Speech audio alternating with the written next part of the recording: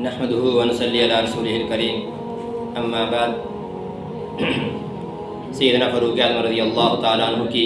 شان اور سیرت کا تذکرہ ہو رہا ہے۔ سیدنا فاروق اعظم رضی اللہ تعالیٰ عنہ 27 سال کی عمر میں ایمان لے کے آئے، اور جب آپ علیہ السلام کو نبوت ملے 6 سال ہو گئے تھے تو اس وقت ایمان لے کے آئے۔ اس سے پہلے مسلمان ڈر ڈر کے رہ رہے تھے، چھپ چھپ کے عبادت کرتے تھے، لیکن جیسے ہی حضرت عمر رضی اللہ تعالیٰ نے ایمان لے کے آئے تو مسلمانوں کے اندر ایک طاقت آ گئی۔ پھر حضرت عمر رضی اللہ تعالیٰ نے آپ علیہ السلام کو کہا کہ اب ہم کعبۃ اللہ کے اندر جا کے عبادت کریں گے، اور انہی کافروں کے پاس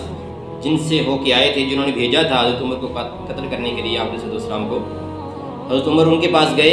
اور ایک ایک کو جا کے کہا کہ اب میں اسلام قبول کر چکا ہوں، مسلمان ہو چکا ہوں، اب اگر تم میں سے کسی ایک کے اندر مقابلہ کرنے کی ہمت ہے، اگر اپنے بچوں کو کوئی یتیم کروانا چاہتا ہے،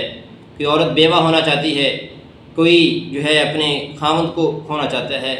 تو وہ میرا مقابلہ کرے، میں اس کے ساتھ مقابلہ کرنے کے لیے تیار ہوں۔ پھر اس طرح مسلمانوں کو ایک طرح کی طاقت ملی، اور پھر سیدنا فاروق اعظم رضی اللہ تعالیٰ عنہ 6 سال مکی زندگی میں آپ علیہ السلام کے ساتھ رہے، اور مدینہ منورہ میں آپ علیہ السلام کے ساتھ رہے، ساری جنگوں میں شریک رہے۔ آپ علیہ السلام نے فرمایا کہ عمر وہ ہیں کہ اگر میرے بعد کوئی نبی ہوتا تو عمر ہوتے، لو کان بعدی نبی لکان عمر۔ اور فرمایا کہ عمر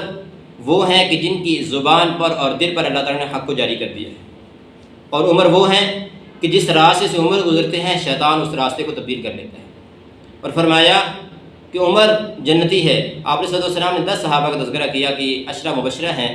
ان میں سے دوسرے نمبر پہ حضرت عمر فاروق رضی اللہ تعالیٰ عنہ ہیں، جن کے بارے میں آپ علیہ السلام نے فرمایا کہ یہ جنتی ہے۔ اور آپ علیہ السلام ایک مرتبہ ایک پہاڑ پہ چڑھے، اور پہاڑ پہ تو ہلنے لگا، تو آپ علیہ السلام کے ساتھ اس وقت حضرت ابوبکر صدیق بھی تھے، عمر بھی تھی، حضرت عثمان غنی بھی تھے۔ تو اس وقت آپ علیہ السلام نے فرمایا کہ پہاڑ تھم جا، تیرے اوپر ایک نبی، ایک صدیق اور 2 شہید ہیں۔ اور اس طریقے سے مسجد میں داخل ہوئے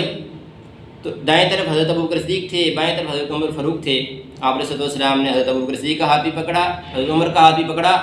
اور ایسے ہی کھڑا جو ہے ہاتھ کھڑے کیا، اور فرمایا کہ ہم کل قیامت والے دن جب اٹھیں گے تو ہم اس طریقے سے اٹھیں گے، یعنی میرے دائیں طرف حضرت ابوبکر صدیق ہوں گے اور بائیں طرف حضرت عمر فاروق ہوں گے، پھر ہم اس طریقے سے جنت میں داخل ہوں گے۔ تو آپ علیہ السلام نے ان کی بہت سارے فضائل ذکر کیے ہیں۔